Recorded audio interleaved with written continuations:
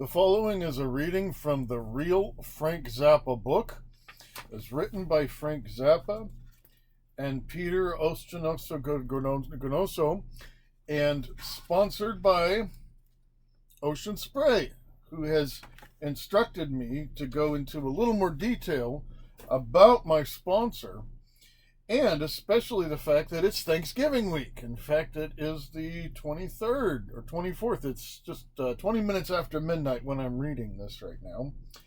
And I haven't really gone into their complete line of products, but I'll go into the categories because I don't have time.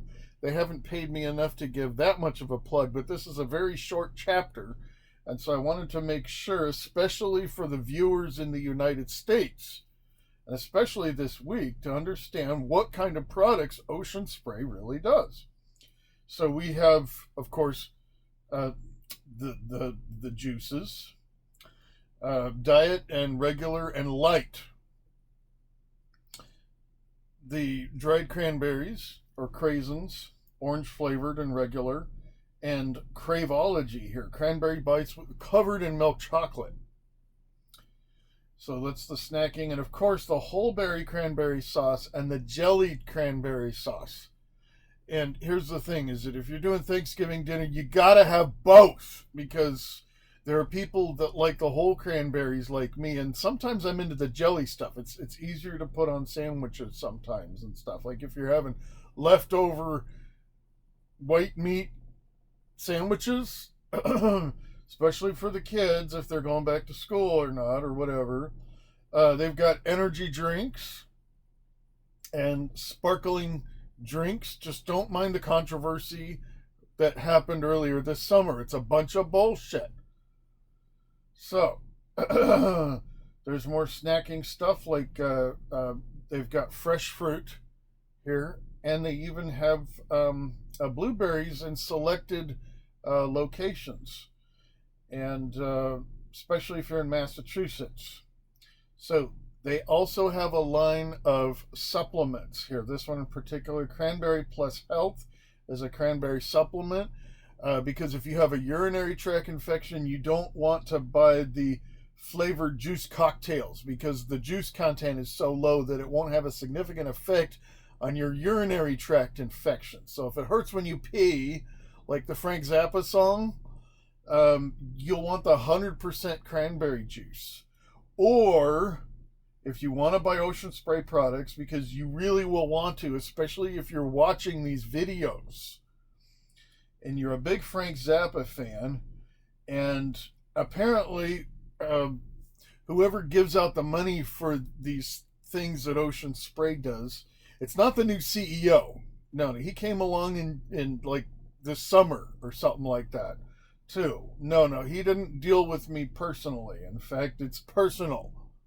My association with this corporation, and why I have a sticker in the book that says that. But I'm encouraging you to look deeper into the line of cranberry products, because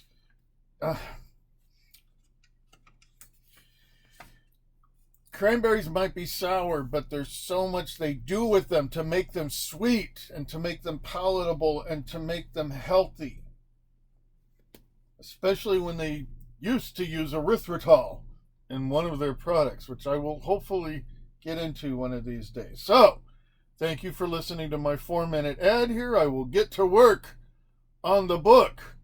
This is chapter 6, and it is called Send in the Clowns, Don't Bother, They're Here. Page 108, starting in page 109, chapter 6, Send in the Clowns. I spent part of 1969 working in the studio on the Hot Rats album, and I did a few local gigs with Ian Underwood and Sugarcane Harris. It was going nowhere. The album, which I happen to like a lot, sneaked onto the Billboard chart somewhere around 99 and vanished immediately. In the United States, at least, I had produced another flop of the very idea, an all-instrumental album, except for one vocal cut, and that had to feature Captain Beefheart. He's no singer. Why are you wasting America's precious time with this, you asshole? As it turned out, that album, as a catalog item, has outlived just about everything else released in 1970, and for our beloved friends in the British Isles, stands out as the only, quote, good, end quote, single quote, Zappa album ever released. More about those guys later in the next chapter, which is going to be a really special time with you, going over these British people and what they say. Sometime in 1970, I had an offer for a major concert performance of the orchestral music accumulating in my closet. During the Modes of Invention's first 5 years, I had carried with me on the road masses of manuscript paper, and whenever there was an opportunity, scribbled stuff on it. This material eventually became the score for 200 motels, based on an estimate number of the gigs we played in the first 5 years, 40 jobs per year. The performance was to be held at UCLA's Poly Pavilion, a basketball arena seating about 14,000 people, with Zubin Mehta conducting the Los Angeles Philharmonic Orchestra. A pretty good deal. Page 110. There was a catch, though. The orchestra didn't really want to play the stuff. They wanted an event, something unique, like, maybe a rock group and a real orchestra, sort of, rocking out together. It didn't matter what the music was. This eventually led to a few problems. Most of all, I didn't have a rock group. The Modes of Invention had disbanded for about a year. Second, there were no parts copied for the scores. And I was being asked to pay for this enormous job, $7,1970. The third problem was that I wanted some kind of tape of the show, and the musicians union wouldn't allow it.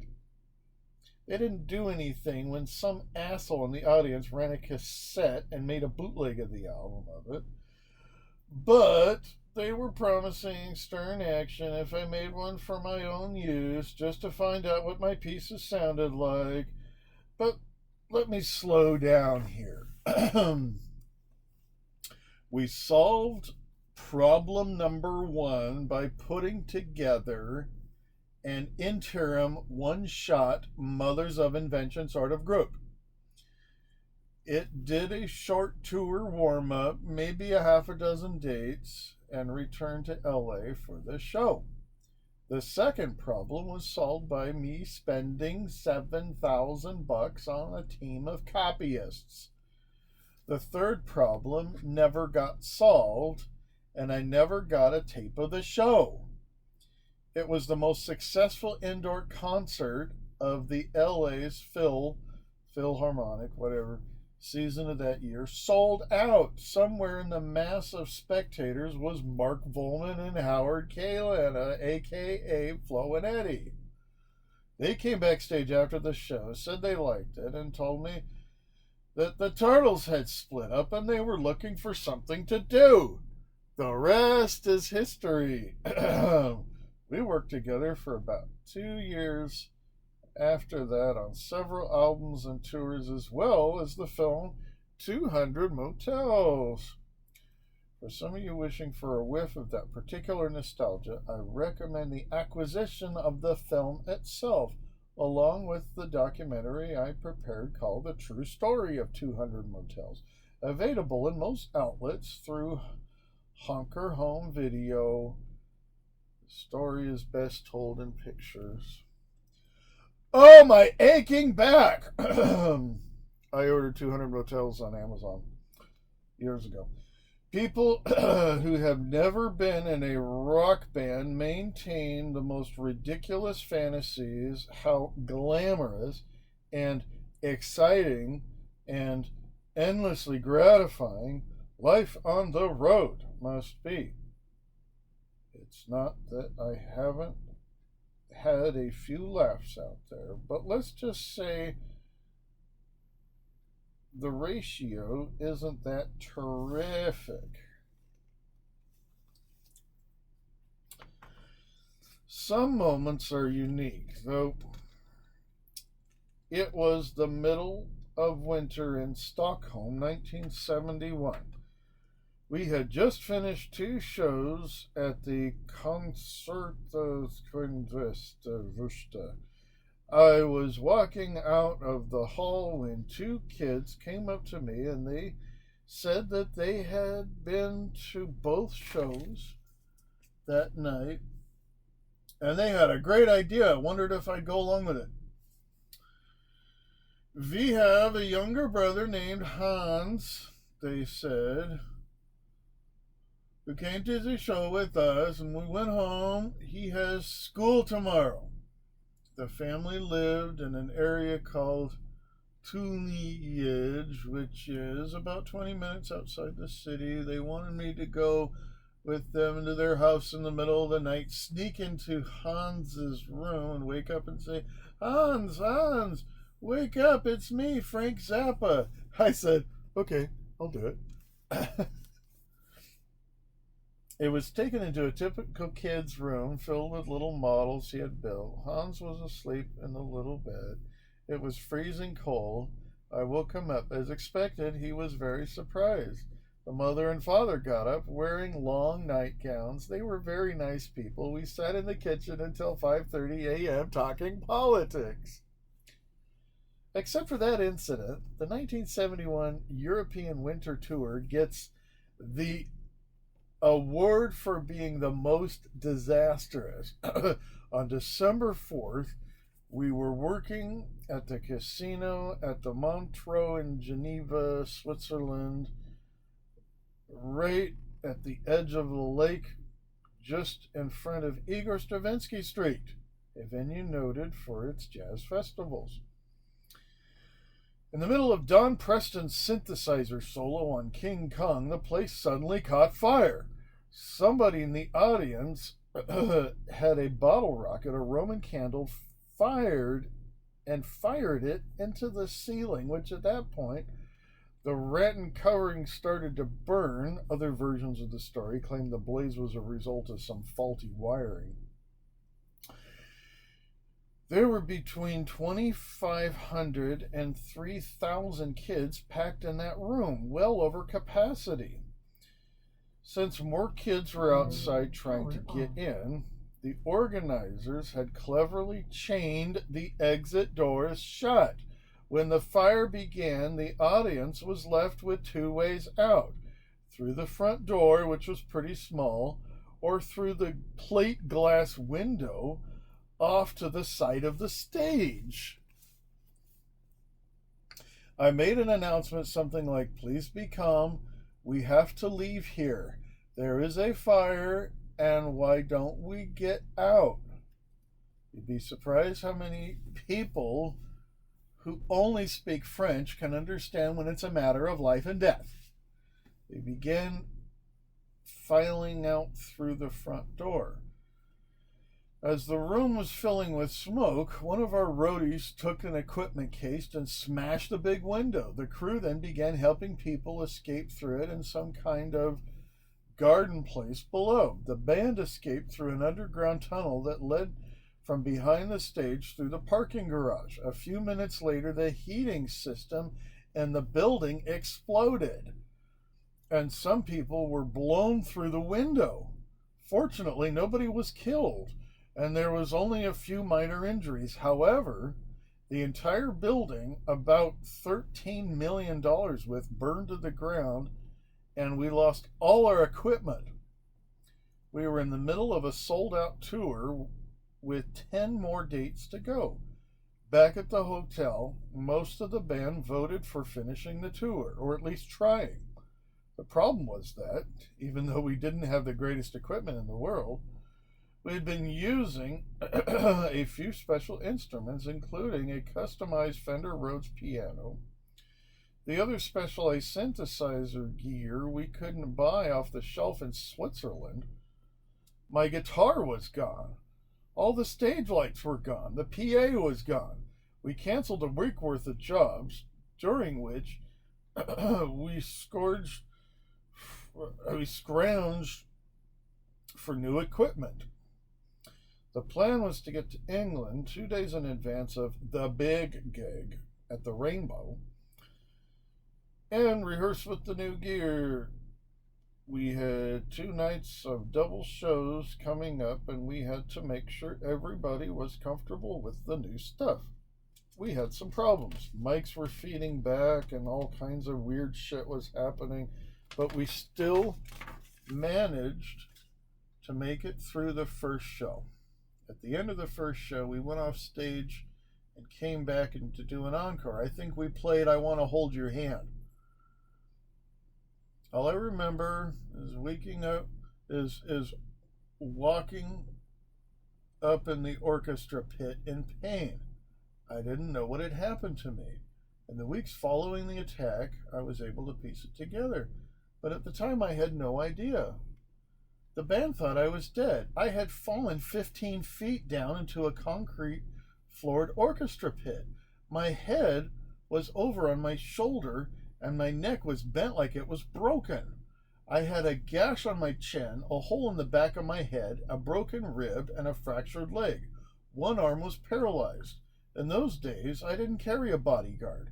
Security was supplied by the local promoters. In the case of this concert, the security consisted of 2 big West Indian guys at either side of the stage. During the encore, they were off smoking reefer someplace. In their absence, a guy by the name of Trevor Howell had ran up onto the stage, punched me, knocked me over into the pit. He gave 2 stories to the press. One of them was that I had been making eyes at his girlfriend. That wasn't true, since the orchestra pit was not only 15 feet deep, but twice as wide. And the spotlight was in my face. I can't even see the audience in those situations, like looking into a black hole. I never even saw the guy coming at me. He told another newspaper that he was pissed off because he felt we hadn't give him value for his money. Choose your favorite story.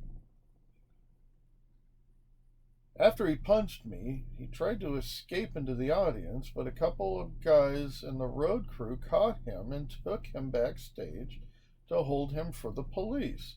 He wound up spending a year in jail for inflicting grievous bodily harm on me. The British press found it amusing. I was taken to a public hospital. I remember being in the emergency room, which, like the rest of London at that year, was freezing cold.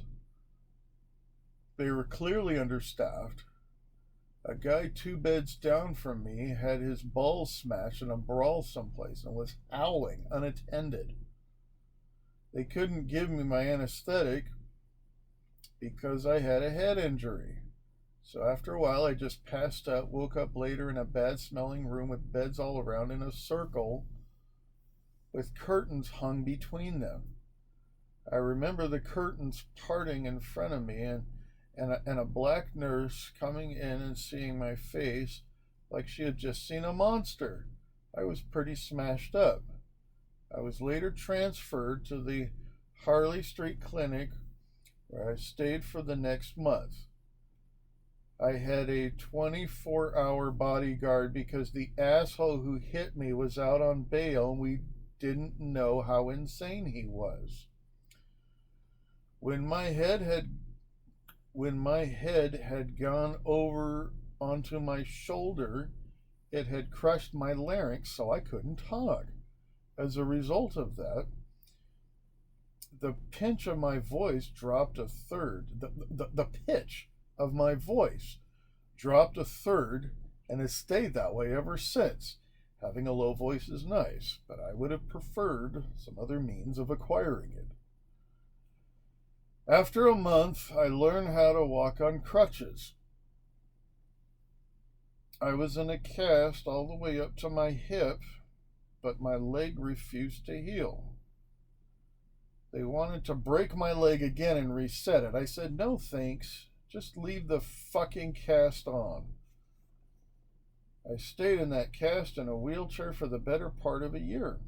Eventually, the cast came off and I was fitted with a prosthetic device, one of those things with metal joints and straps, and a special shoe. Eventually, my leg healed, but it came out a little crooked. One leg is slightly shorter than the other, the cause of many years of chronic back pain. During my season in the wheelchair, I refused to do any interviews or have photos taken. I still wanted to make music and managed to somehow produce 3 albums. Just Another Band from LA, Waka Jawaka, and the Grand Wazoo. I also wrote a science fiction musical called 102, and a twisted sort of musical fairy tale called The Adventures of Gregory Peccary. Once I had regained mobility, I decided to go back on the road with a new band. The band with Mark and Howard didn't exist anymore. They had all gone, they all had to go out and get other jobs during the year I couldn't work. The post-wheelchair appearance was at a reciter in a performance of Stravinsky's La Historia del Solar at the Rite of Spring, I think, I don't know, at the Hollywood Bowl, conducted by Lucas Foss. Prior to that, I had recorded with a 20-piece band on the Grand Wazoo album, and I decided I wanted to tour with it. Just 6 or 8 states, not really a money-making proposition. So we did a short tour, the Hollywood Bowl, the Deutsche Schauspielhalle in Berlin, the music hall in Boston, a couple of shows at the Felt Forum in New York City, someplace I can't remember in Holland, and the Oval Cricket Ground in London. At the press conference arranged by the promoter of the London date, I discovered the depths to which the British will sink in order to sell a concert ticket. During an interview, a young girl entered the room, handed me a bouquet of flowers, and walked away. This resulted in quiet questioning by the other reporters who were waiting in the back of the room to talk with me.